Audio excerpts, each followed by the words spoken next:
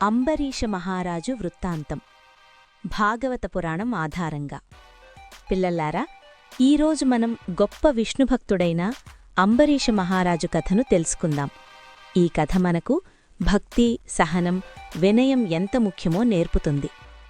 అంబరీష మహారాజు సూర్యవంశానికి చెందిన రాజు. ఆయన ఎంతో ధర్మాత్ముడు, ప్రజల కోసం జీవించే రాజు. ముఖ్యంగా ఆయన శ్రీమన్నారాయణుని పట్ల అచంచలమైన భక్తి కలవాడు.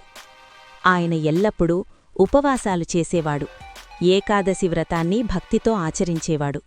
తన రాజ్యాన్ని ధర్మమార్గంలో పాలించేవాడు. ఒకసారి అంబరీషుడు సంవత్సరమంతా ఏకాదశి వ్రతం చేసి కార్తీకమాసంలో మహాద్వాదశి రోజున ఉపవాస విరమణం చెయ్యబోతున్నాడు. అప్పుడే అక్కడికి మహర్షి దుర్వాసుడు వచ్చారు. రాజు ఆనందంతో ఆయనను ఆహ్వానించి భోజనం చెయ్యమని కోరాడు. దుర్వాసుడు ముందుగా యమునా నదికి స్నానం చెయ్యడానికి వెళ్లాడు. కాని ద్వాదశి పారాయణం చేయాల్సిన సమయం దగ్గరపడింది. మహర్షి ఇంకా రాలేదు. వ్రతం భంగం కాకుండా ఉండాలి.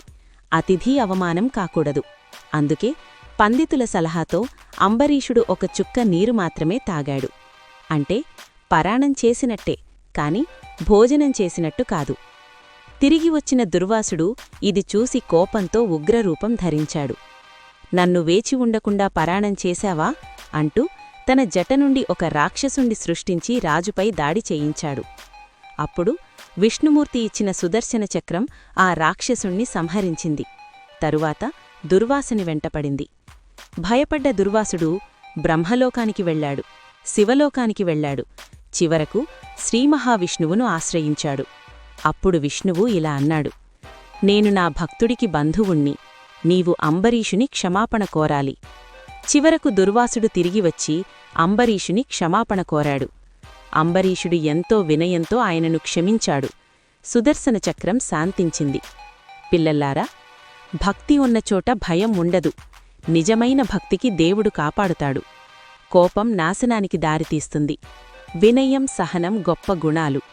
అతిథి సేవ కూడా ధర్మమే. ధర్మమున్నచోట దైవం నిలుస్తుందని అంబరీషుని జీవితం చెబుతుంది.